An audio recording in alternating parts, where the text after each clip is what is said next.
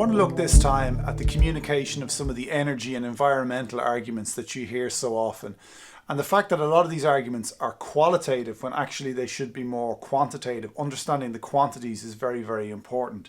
Let me show you what I mean. Imagine this is me here. This is my weight represented by these blocks here, and I'm around about 85 kilograms with clothes, a little bit heavier after the lockdown like everybody else. And let's say I want to go to the shops. How do I get there? It's a few miles away. I'm in a rush.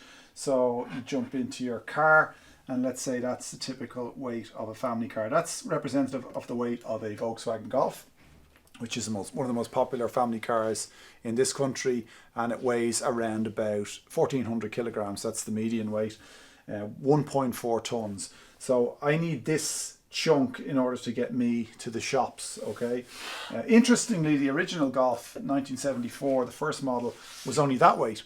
Cars in general have become much heavier in recent years due to extra comfort features like air conditioning and so on, but mainly due to safety. They're bulkier, they're stronger crumple zones and stronger bodies. So they're much heavier than they used to be. Another interesting aside actually is people go on about SUVs and say, oh, that's where all this pollution is coming from.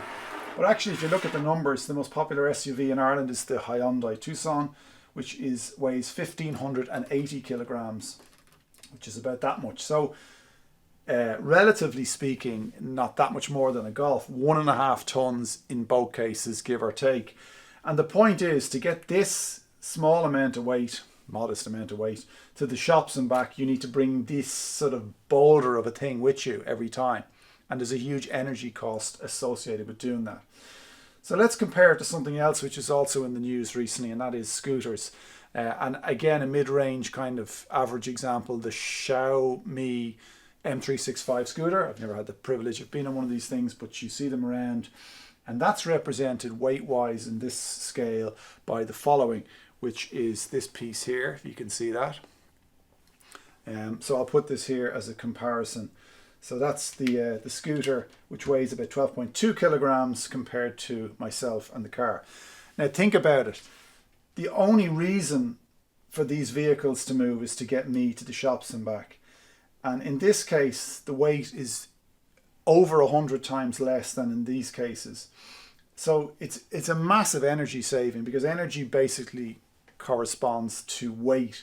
The speeds that these things are going at, you wouldn't get appreciable wind resistance forces.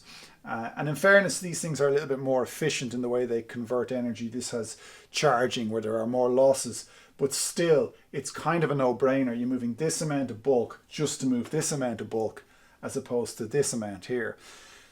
Now, am I saying we get rid of all cars? No, we're not. I mean, for starters, you can only bring a bag full of stuff back from the shops on one of these, whereas family shopping and so on. And when we had our first child, we had to get a second-hand car because it's very hard to live in this world without one.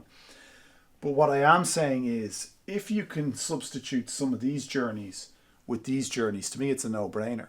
I mean, people say, oh, scooters, they're not regulated, they're not legal, they're not safe. They may not be fully safe in the way that we appreciate safety, but I would say they're a lot safer than climate change. I would say the unbalancing of a global ecosystem is extremely dangerous. So sometimes we just get stuck on little details when there are a bigger picture to consider. And I could add in a further point to this. If I put that aside for a second and look at energy, okay? Energy of the life cycle of a car. So let's say this is the energy of that Golf in its entire, roughly, 8-year lifespan. So there it is there, okay. So how much energy has this car used when you buy it brand new? And you might be saying, well, unless the people in the garage have been joyriding it around the block, it shouldn't have used any energy. Well, not so. To build the thing in the first place, to get those metals out of the ground, to melt them down, and to manufacture that car takes a huge energy cost. Around about half the energy that a car consumes in its lifetime, it is already consumed before you even drive it, just to get it there in the first place, just to put it outside your house. And also in Ireland, 40% plus of households have 2 or more cars. You might say his and hers cars. So how much are those cars being driven? And you might say, well, quite a lot actually. We use our cars all the time. We don't need them. Well, do you? If you look at the statistics on car usage or car parking, and if you take that as the entire sort of lifespan of a car, the 8-year lifespan of a car, how much is it actually mobile? Well, the answer is a surprising only 4% of the time.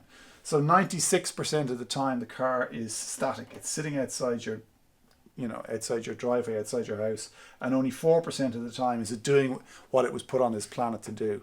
So it's taken all this energy, or this energy, to produce, and it's not really doing very much. Now, you might argue with that and say, well, if it's not moving, it's not using itself up, it's not wasting itself, it's not putting miles on the clock.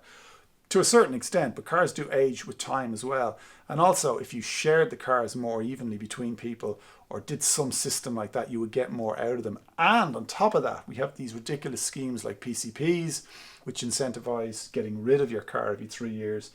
And insurance companies won't insure cars very often that are over 10 years old. So bizarrely and appallingly in many ways, the insurance companies are controlling a certain elements of environmental policy. I mean, who put them in charge?